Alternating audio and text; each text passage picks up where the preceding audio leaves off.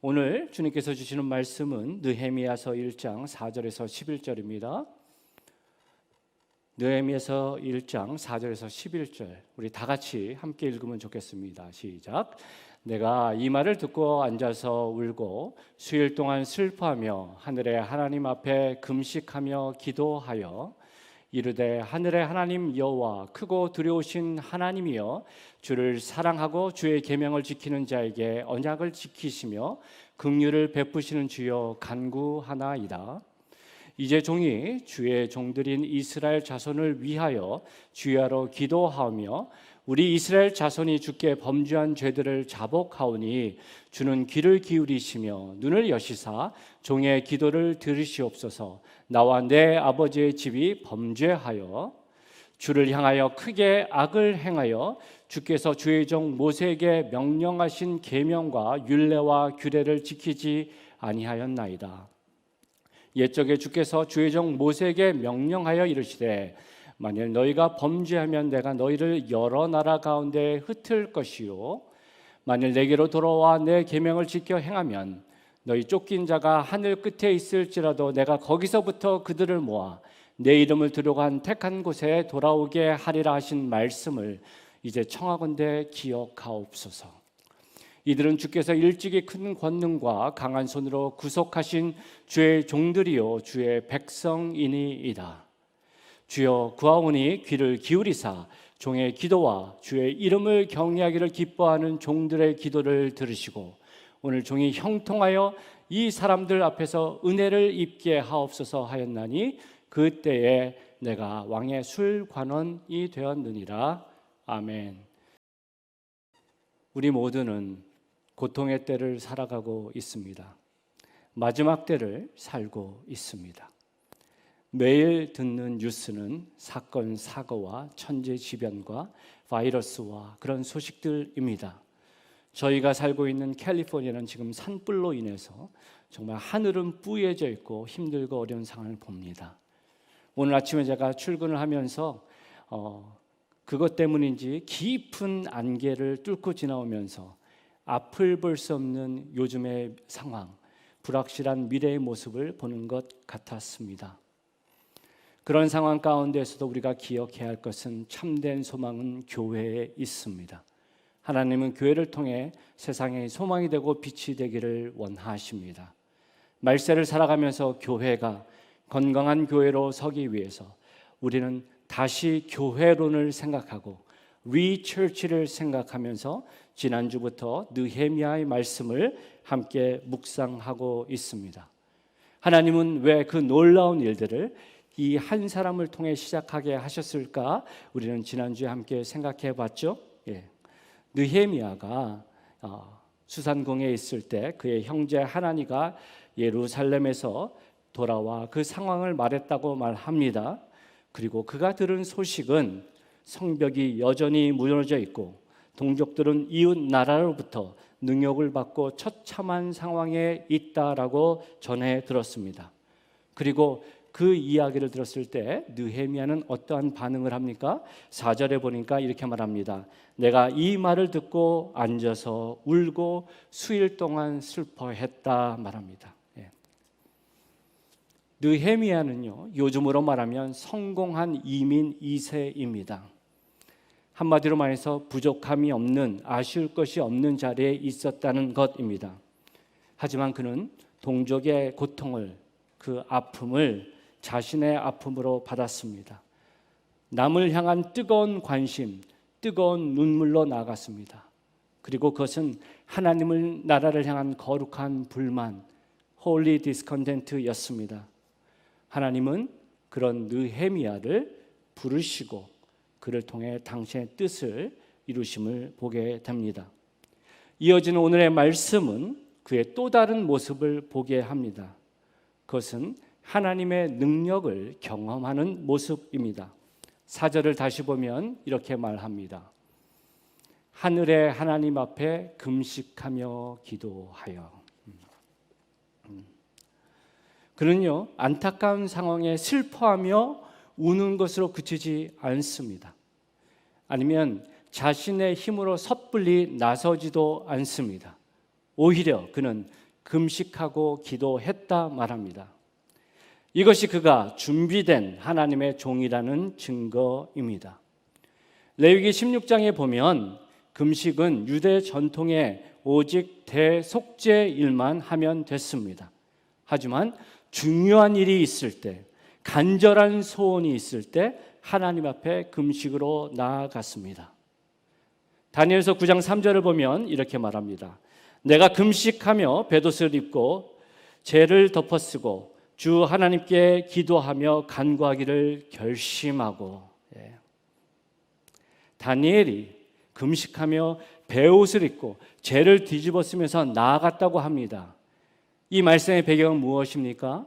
그가 말씀을 묵상하다가 예레미야 말씀을 통해서 하나님께서 정말 70년의 이스라엘의 그 포로 기간이 마치면 이제 회복의 역사를 이룰 것이다 하는 그 하나님의 말씀을 그가 본 것입니다. 그리고 보니까 그때가 거의 찼음을 그가 알았다는 겁니다. 여기서 우리가 눈여겨봐야 할 것이 있어요. 다니엘은 신실한 하나님을 믿었습니다. 하나님은 실수가 없으신 분임을 믿었습니다. 그런데 그는 하나님이 약속을 성취할 것임을 알았음에도 불구하고 왜 다니엘은 지금 금식하며 기도하며 나아가느냐 하는 거예요. 그것은 바로 간절함입니다. 주님, 당신의 선한 뜻을 온전히 이루어 주시옵소서 하는 간절함이 그 안에 있었다는 겁니다.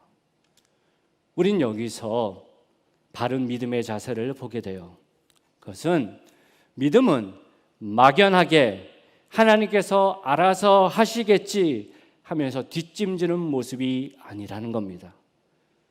또 믿음은 피동적으로 주면 받고 안 주면 어쩔 수 없고 하는 그런 모습이 아니라는 거예요. 보다 적극적으로 하나님의 그 거룩한 사역에 주님 동참하며 나아가는 그 모습, 그것이 믿음의 모습이고 그것이 기도의 목적이라는 겁니다. 그리고 그것을 간절히 원하고 나아갈 때 때로는 우리가 금식의 자리로 나아간다는 거예요. 이와 함께 우리가 기억해야 할 것은 금식 기도의 이유를 바로 알아야 합니다.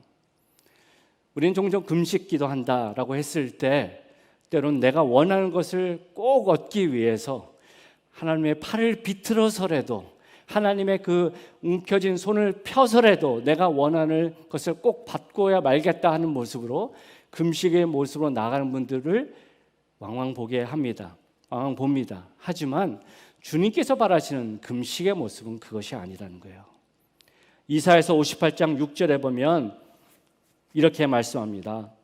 내가 기뻐하는 금식은 흉악과 결박을 풀어주며 멍에의 줄을 끌어주며 압제당한 자를 자유하게 하며 모든 멍에를 꺾는 것이 아니겠느냐.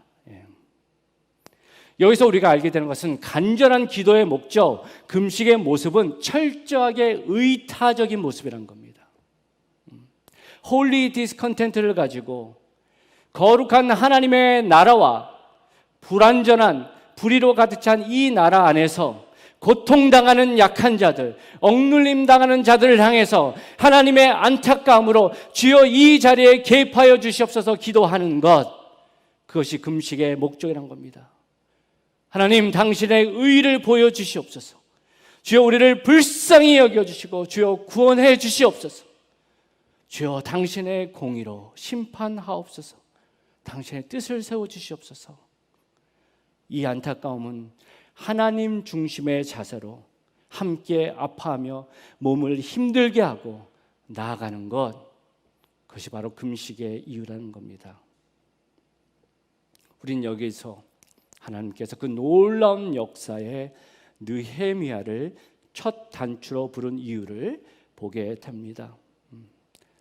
그는 남의 고통을 자신의 고통으로 받았습니다. 그리고 그 고통, 그 눈물이 하나님 아버지의 눈물임을 알고 함께 울며 나아갔습니다. 그리고 하나님의 안타까움으로 자신의 몸을 힘들게 하면서 금식의 자리로 기도로 나아갔다는 겁니다. 기도로 나아갈 때만 온전히 하나님이 일하시고 이루심을 그가 확신했습니다. 그리고 이어지는 5절에서 11절의 말씀은 그의 간절한 기도의 내용을 담고 있어요. 지금 이 기도의 내용은 느헤미야서에서 총 12개의 기도가 있는데 그 중에 첫 번째 기도입니다. 느헤미야서를 보면요, 기도로 시작해서 기도로 진행을 하고 기도로 마칩니다. 우리가 여기서 알게 되는 사실은 무엇입니까? 52일 만에 예루살렘 성벽이 재건된 것은 놀라운 기적의 사건인데, 그것은 어떤 탁월한 리더의 리더십 그 이면에 하나님의 확실한 개입이 있었던 것이고, 그 개입은 신실한 종의 기도를 통해서 이루어졌음을 우리가 봐야 합니다. 하나님 지금도 찾고 계십니다. 당신만을 온전히 믿고 기도로 나아가는 자를 통해서 하나님 그 기도를 통해 놀라운 일들을 이루십니다. 바라기는 우리 한빛교회 성도 한 분 한 분이 이 기도를 자신의 기도로 받고 나아가기를 원합니다. 그래서 정말 마지막 때까지 끝까지 서나갈 수 있는 우리 모두가 되기를 소망합니다. 그렇다면 하늘의 능력을 경험하는 기도, 느헤미야의 기도를 통해서 우리는 무엇을 봐야 할까요? 저는 4가지의 모습을 함께 보기를 원합니다. 첫 번째, 그는 크신 하나님을 의지해서 기도했습니다. 크신 하나님. 5절을 보시면 이렇게 말합니다.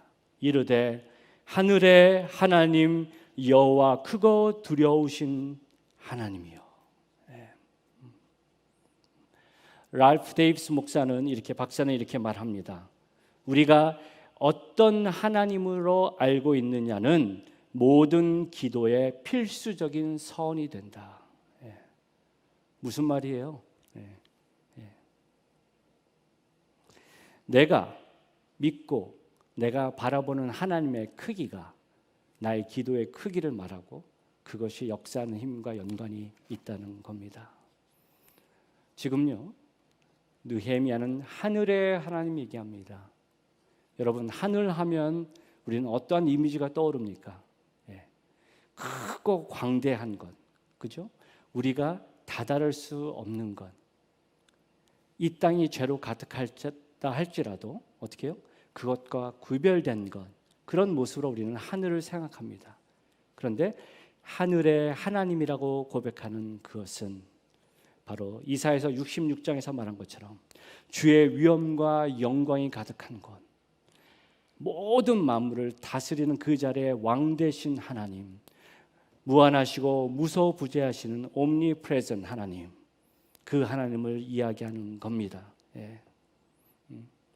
성도의 기도가 힘 있는 기도가 되기 위해서는 내가 기도하고 의지하는 하나님이 어떠한 분이신지를 바로 알고 나아가는 것이 중요하다는 겁니다. 여러분이 의지하며 간구하며 바라보는 그 하나님은 어떤 하나님이십니까? 성경은 우리에게 말합니다. 우리 하나님은 모든 만물을 창조하신 크신 창조주 하나님 되신다. 그리고 마태복음 10장 30절에서 말씀하신 것처럼 그 크신 하나님이 우리의 머리카락까지 세신 받으신다. 하나님 큰 놀라운 일들을 당신의 경륜을 이루어 나가십니다. 하지만 또한 우리 작은 한 사람 한 사람의 갖고 있는 간절한 소망과 어떤 연약함에 올려진 그 기도까지도 주님은 세밀하게 들으시고 함께 하시는 분이심을 우리가 기억하면 좋겠습니다. 느헤미야가 능력의 사람, 놀라운 도구가 될 수 있었던 것은 그런 하나님을 바로 알고 있었기 때문입니다. 느헤미야가 당대 술관원이라고 그랬습니다. 최고의 제국 앞에 최고의 높은 자리로 갔다고 그랬죠.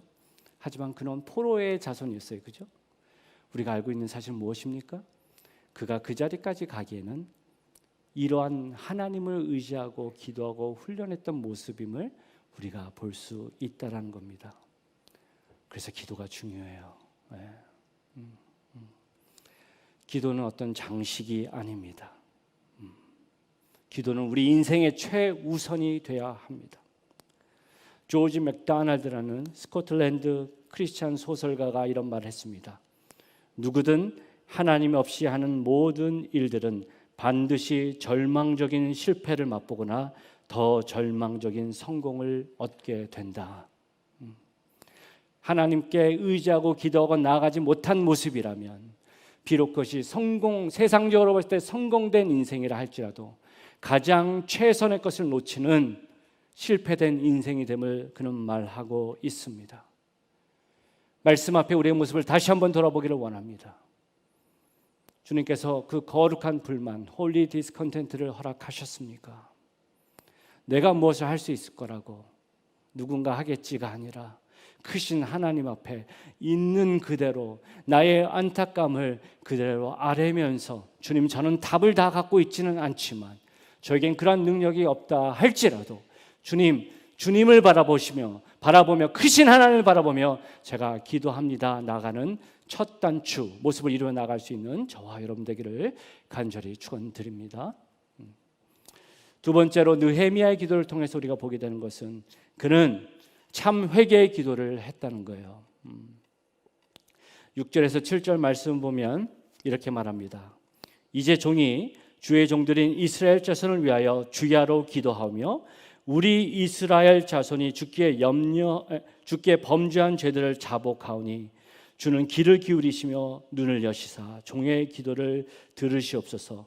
나와 내 아버지의 집이 범죄하여. 지금 느헤미야는 기도를 하고 있는데 그 기도의 내용은 무엇입니까? 주님, 우리가 우리의 죄 때문에 고통당하고 있습니다. 하나님을 원망하지 않습니다. 그런 기도를 하고 있다는 거예요. 그런데 여기서 우리가 관심 있게 봐야 할 것이 있습니다. 그것은 지금 그가 그들의 죄를, 저들의 아버지의 죄를 용서하옵소서가 아니라 나의 죄를, 나와 내 아버지의 집의 범죄를, 우리의 죄를 하면서 기도하고 있다는 거예요. 한마디로 말해서 조상들이 지은 죄를 남의 것으로 보지 않고 있다는 겁니다. 나의 것으로 품고 있다는 겁니다. 우리는 여기서 회복의 소망을 얻기 위해서 중보자가 필요함을 알게 된다는 겁니다. 여러분, 중보자가 누구입니까? 중보자는 바로 중간에 서는 자입니다. 하나님과 죄된 세상의 중간에 서서 그 자리에서 간구하며 나아가는 자가 중보자입니다. 출애굽기 32장과 에스겔서 22장을 비교해 보면 중보자가 있고 없고가 얼마나 중요함을 우리는 보게 돼요. 여러분, 출애굽기 32장에 어떠한 사건이 있었습니까?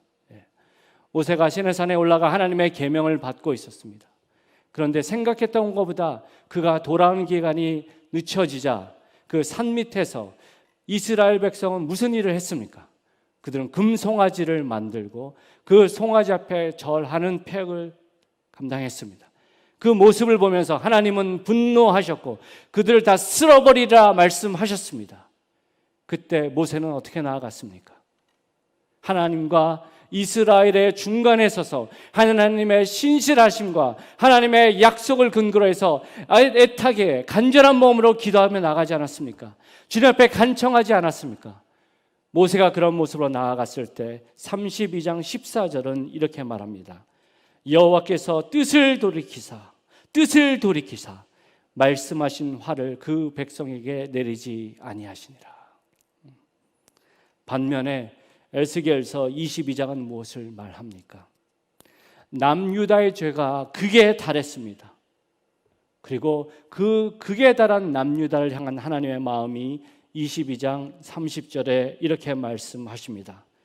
이 땅을 위하여 성을 쌓으며 성 무너진 데를 막아서서 나로 하여금 멸하지 못하게 할 사람을 내가 그 가운데서 찾다가 찾지 못하였으므로 31절에 내가 내 분노를 그들 위에 쏟으며 내 진노의 불로 멸하여 그들 행위대로 그들 머리에 봉하였느니라. 주 여호와의 말씀이니라. 출애굽기 32장과 에스겔서 22장에는 동일한 하나님이십니다. 그런데 출애굽기 32장의 하나님은 마음을 돌이키셨고 에스겔서의 하나님은 어떻게 해요? 모든 분노를 그대로 쏟으셨는데 우리가 여기서 어떠한 차이점을 봅니까? 한쪽에서는 죄가 약했고 한쪽은 죄가 강해서입니까? 아닙니다. 둘 다 회복할 수 없는 극악한 죄의 모습이었습니다. 그런데 한쪽에서는 중보자가 있었습니다. 하나님과 이 땅의 중간에 서서 하나님의 안타까움으로 간구하며 기도하는 모세가 있었습니다. 하지만 에스겔서 22장에는 하나님이 찾고 찾으시며 당신을 말릴 자를 찾았지만 찾지 못했다고 말씀하십니다. 이것이 차이입니다.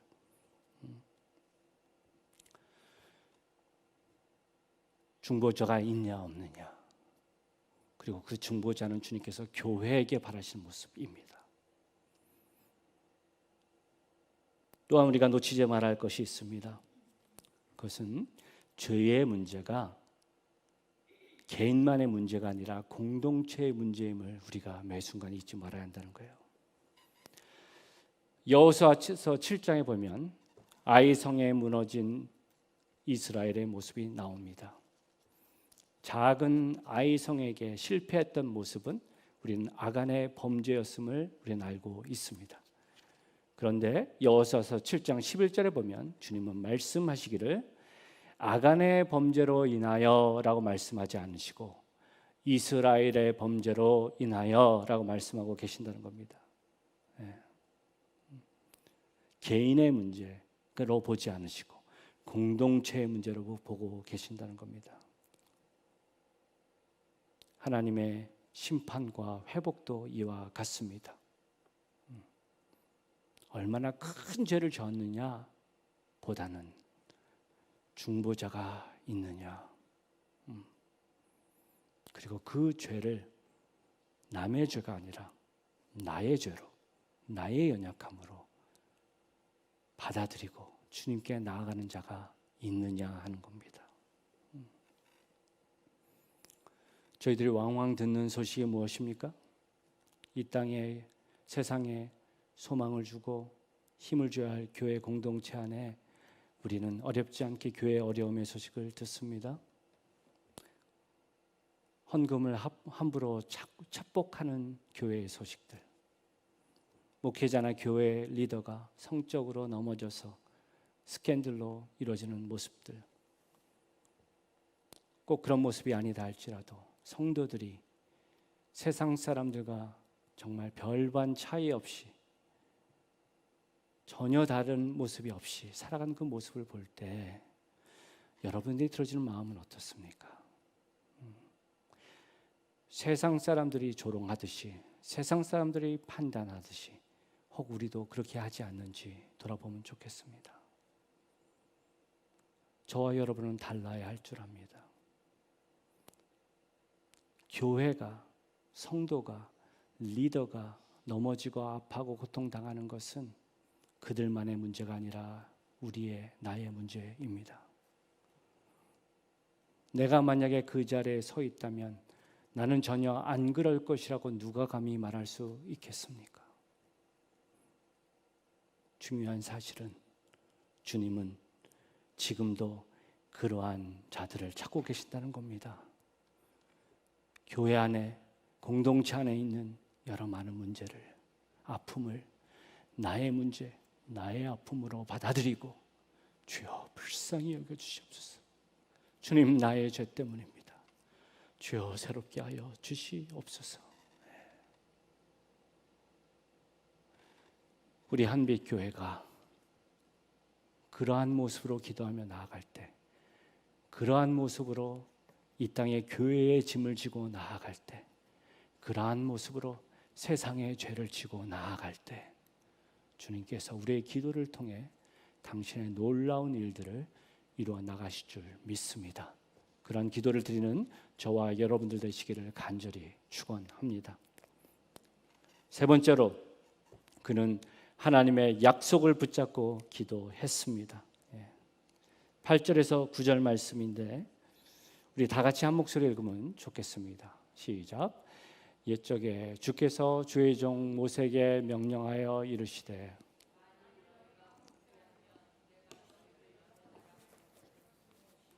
만일 내게로 돌아와 내 계명을 지켜 행하면 너희가 쫓긴 자가 하늘 끝에 있을지라도 내가 거기서부터 그들을 모아 내 이름을 두려고 택한 곳에 돌아오게 하리라 하신 말씀을 이제 청하건대 기억하옵소서. 아멘. 지금요 느헤미야는 이렇게 말합니다. 회개의 기도로 나아가면서 이렇게 판단합니다. 하나님, 당신이 이스라엘에게 보이신 심판은 주님 공정합니다. 그 어떠한 상황 가운데서도 변명할 수 없습니다. 원망할 수 없습니다. 그런데 주님, 간절히 바라옵기는 주님 기억하옵소서. 당신이 하신 말씀을 주님 기억하옵소서라고 얘기하는 겁니다. 그 약속이 무엇입니까? 바로 신명기 30장에 하신 말씀입니다. 제가 신명기 30장 2절에서 4절 읽어드리겠습니다. 너와 내 자손이 내 하나님 여호와께로 돌아와 내가 오늘 내게 명령한 것을 온전히 따라 마음을 다하고 뜻을 다하여 여호와의 말씀을 청정하면 내 하나님 여호와께서 마음을 돌이키시고 너를 긍휼히 여기사 포로에서 돌아오게 하시되 쫓겨간 자들이 하늘가에 있을지라도 내 하나님 여호와께서 거기서 너를 모으실 것이며 거기서부터 너를 이끄실 것이라. 느헤미야서 말씀 보시면요, remember, 하나님 기억하십시오, 기억해 주십시오라는 이것이 핵심 단어임을 보게 됩니다. 왜냐하면 8번이나 반복해서 느헤미야 전체에서 나오기 때문입니다. 그러면서 그가 주여 기억하옵소서 하는 그 핵심이 무엇입니까?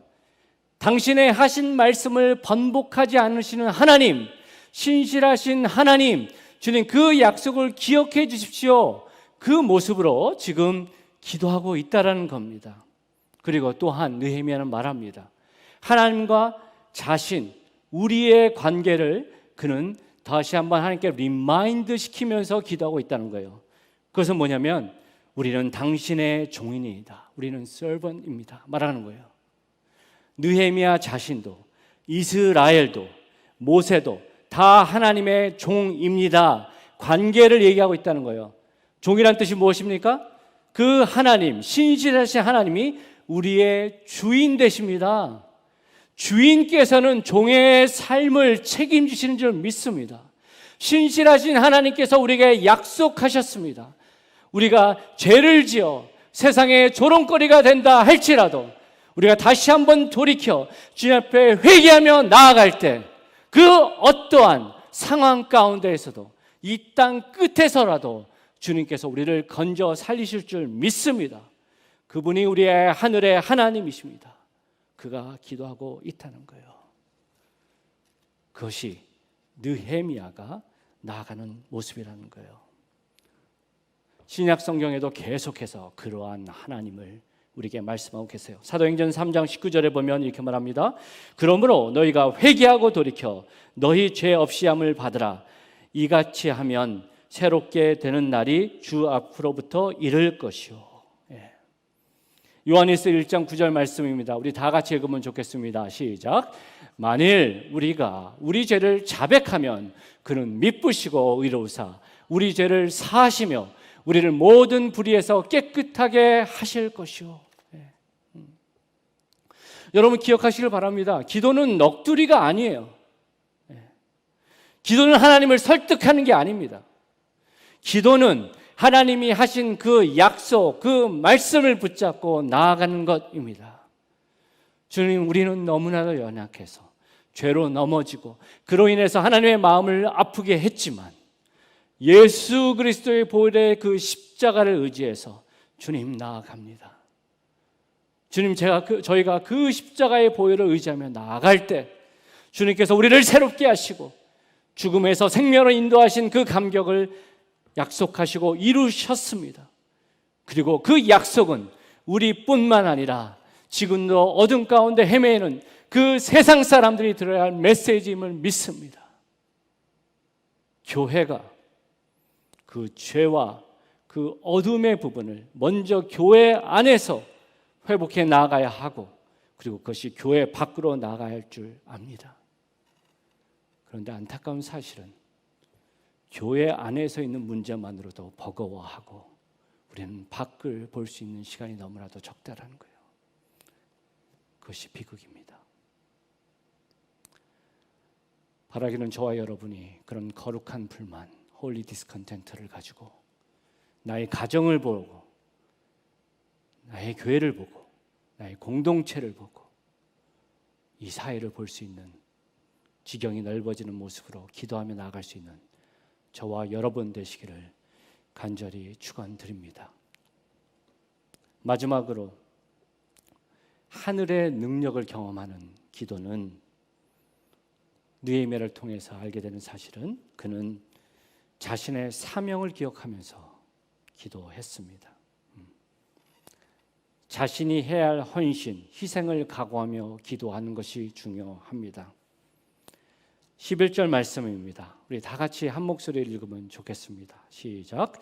주여 구하오니 귀를 기울이사 종의 기도와 주의 이름을 경외하기를 기뻐하는 종들의 기도를 들으시고 오늘 종이 형통하여 이 사람 앞에서 은혜를 입게 하옵소서 하였나니 그때에 내가 왕의 술관원이 되었느니라. 11절이 돼서야 비로소 느헤미야는 자신의 위치, 직분을 말합니다. 나는 왕의 술관이었다. 그런데 여러분 한번 생각해 보십시오. 지금 1장 전체를 볼 때 문맥적으로 본다면 지금 내가 왕의 술관원이다라는 이 말은 지금 11절에 있는 것보다 1절에 있는 게 훨씬 더 자연스러워요. 그죠? 예. 느헤미야가 자기를 설명하면서 아닥사스다 20년 때 기슬르월에 내가 수산궁에 있었는데 그때 내가 왕의 술관원이었다라고 얘기하는 것이 그가 왜 그때 거기에 있는지를 설명하기에 훨씬 더 맞잖아요. 그런데 그런 앞에서 전혀 그런 얘기를 하고 있지 않다가 생뚱맞게 맨 마지막에 지금 이걸 얘기한다는 것을 우리가 봐야 합니다. 저는 이 말씀을 묵상하면서 그런 생각이 들었습니다. 그가 안타까움으로 이스라엘의 상을 보고 기도하다가 나는 왕의 술관원이지 나만 할 수 있는 일이 있지라는 것을 그가 고백하고 있다는 것으로 이해됩니다. 워렌 웰스비는 이렇게 말합니다. 느헤미야는 기도를 하면서 예루살렘에 대한 그의 부담이 점점 더 커졌을 것이다. 그리고 그것을 이루기 위한 비전은 보다 선명해졌을 것이다 라고 말을 하면서 그렇게 말합니다. 참된 기도는 머리와 열정을 잘 균형 잡히게 한다. 그는요 지금 구체적으로 주님께 간구하고 있습니다. 11절에 보면 이렇게 말합니다. 오늘 종이 형통하여 이 사람 앞에서 은혜를 입게 하옵소서. 여러분 이 사람 앞에서 해서 이 사람이 누굴까요? 바로 아닥사스다 왕입니다. 여러분 잘 아시겠지만 고대 근동 군주들은요 절대 왕권을 갖고 있었습니다. 감히 아무나 쉽게 왕 앞에 설 수도 없고 설득할 수도 없었습니다. 섣불리 나섰다가 왕의 심기를 건드리면 목숨도 잃을 수 있었습니다. 그런데 느헤미야의 직책이 술관원이었다는 거예요. 무슨 말입니까? 함부로 갈 수 없는 그 자리, 왕에게 의견을 아뢰할 수 있는 그 자리가 느헤미야가 매일매일 일하는 일터였다는 거예요. 그는 인식했습니다. 예루살렘의 그 상태를 회복하기 위해서는 누군가가 왕을 대면해야 되고 그 프로젝트가 온전히 성공하기 위해서는 반드시 왕의 허락과 힘이 필요하다는 그는 알고 있었습니다. 그런데 그가 기도하면서 내가 왕의 술관원이었다라는 이 말을 통해서 그가 무엇을 고백하는 것입니까? 이것이에요. 나만이 할 수 있는 그 일을 내가 하겠다 하는 자기 독백과 같은 것이란 겁니다. 또한 그의 고백을 통해서 우리는 그의 세계관을 또한 보게 돼요. 뭐냐면 지금 느헤미야가 하나님께 기도하면서 왕의 앞에서 은혜를 입게 하옵소서 하지 않고 이 사람 앞에서 은혜 입게 하옵소서라고 말하고 있다는 거예요. 우리는 지금 느헤미야의 말을 통해서 뭐를 보게 됩니까? 그에게 있어서 진정한 왕은 누구예요? 여호와 하나님밖에 없다라는 겁니다. 세상 왕, 생명을 살릴 수도 있고 죽일 수도 있는 권세가 있는 세상 왕이라 할지라도 하나님의 뜻 안에서는, 하나님의 세계관 안에서는 그 사람도 한 사람에 불과하다는 것, 그가 그것을 알고 기도했다는 겁니다. 잠언서 21장 1절은 이렇게 말합니다. 왕의 마음이 여호와의 손에 있음이 마치 본물과 같아서 그가 임의로 인도하시느니라. 무슨 말이에요? 세상 왕의 마음도 하나님께서 그 길을 인도하시는 대로 물이 그 골짜기를 따라 흘러나가듯이 하나님의 손 밖에서 왕 마음대로, 세상 왕 마음대로 할 수 있는 자는 아무도 없다라는 겁니다. 지금 느헤미야는 바로 그 모습을 가지고 비록 아닥사스다 왕이 당대는 최고의 권력을 가졌다 할지라도 하나님 보시기에는 정말 아무것도 아닌 사람에 불과합니다라는 고백을 하고 있어요. 저와 여러분이 그 부분을 바로 알아야 합니다. 우리가 이 땅을 살아가면서 왕왕 우리의 삶을 좌지우지하는 세상의 힘이 있습니다. 세상 권력자가 있습니다. 세상 정부가 있습니다. 또 여러 많은 위협과 어려움의 부분들이 있습니다. 그런데 우리가 그것에 집중하며 나아갈 때는 그 상황에는 조금 편할지 몰라도 결국은 어떻게 되는지 아십니까? 가장 최선의 것을 놓친다는 겁니다. 그런데 진정한 왕 되신 하나님, 그 하나님을 바로 바라보고 그 하나님을 의지해서 때로는 세상과 정말 세상의 모습을 정말 거슬러 올라가는 모습이 될지라도 주님의 뜻 안에서 그것을 순종하며 나가는 몸부림이 될 때 우리는 세상도 이기고 하나님의 뜻을 이룬 놀라운 모습이 될 수 있음을 기억하시기를 바랍니다. 여러분, 갈수록 세상은 더욱더 힘들어질 것입니다. 진짜만 남습니다. 여러분은 진짜입니까?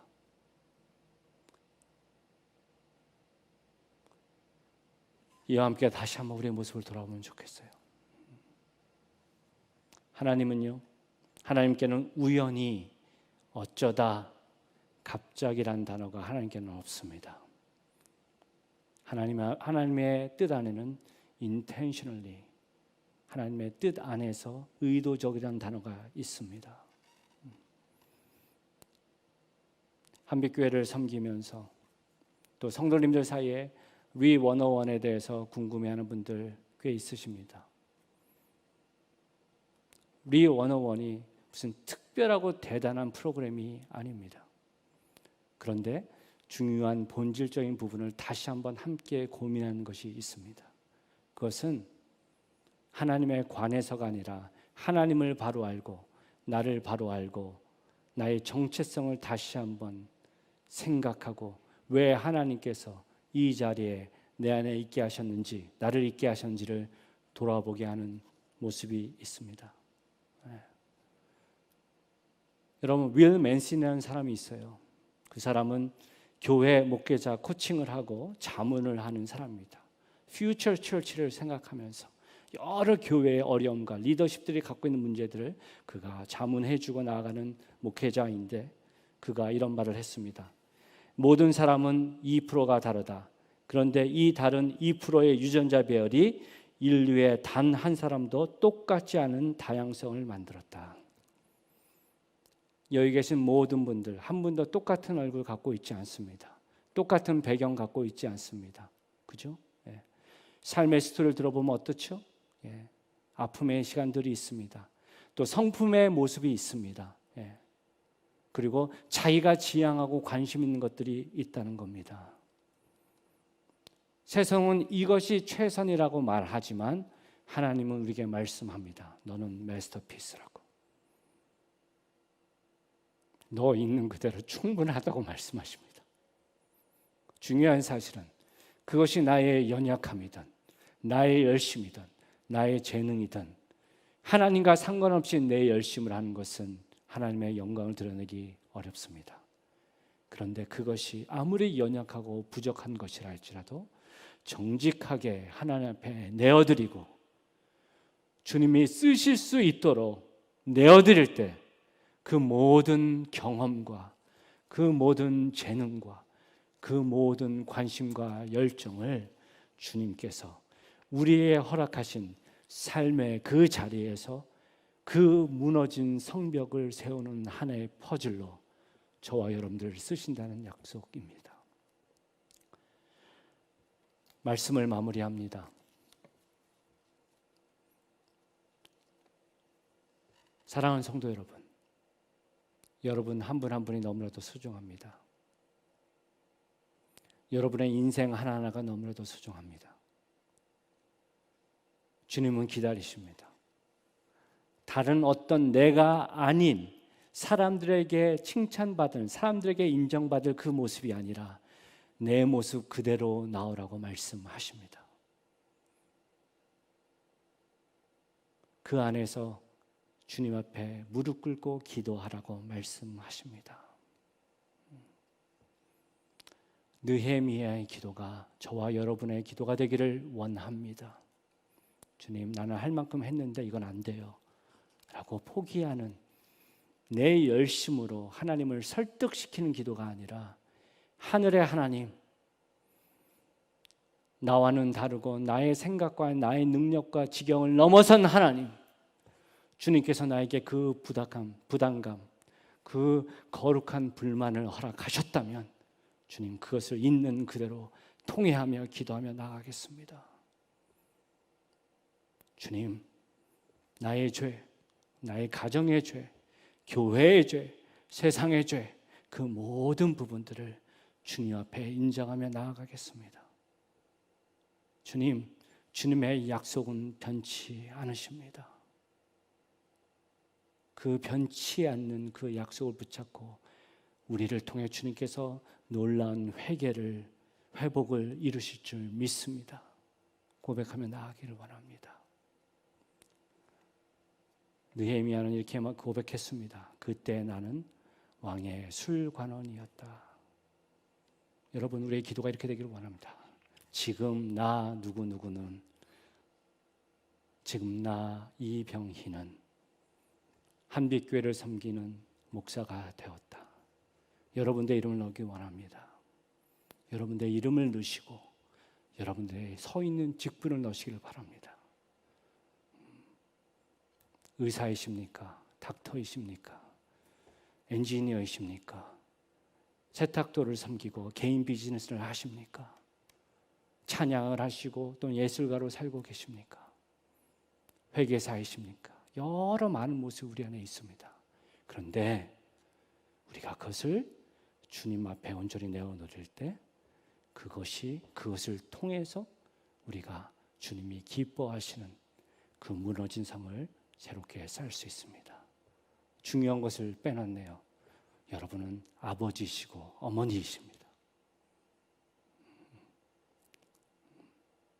우리가 그런 모습으로 나아갈 때 정말 이 말씀이 그냥 과거에 있었던 어떤 역사적인 사실이 아니라 오늘을 살아가는, 마지막 때를 살아가는 참된 능력의 기도, 하나님이 기뻐 사용하시는 기도가 될 줄 믿습니다. 그러한 삶을 살아가시기를 간절히 축원드립니다.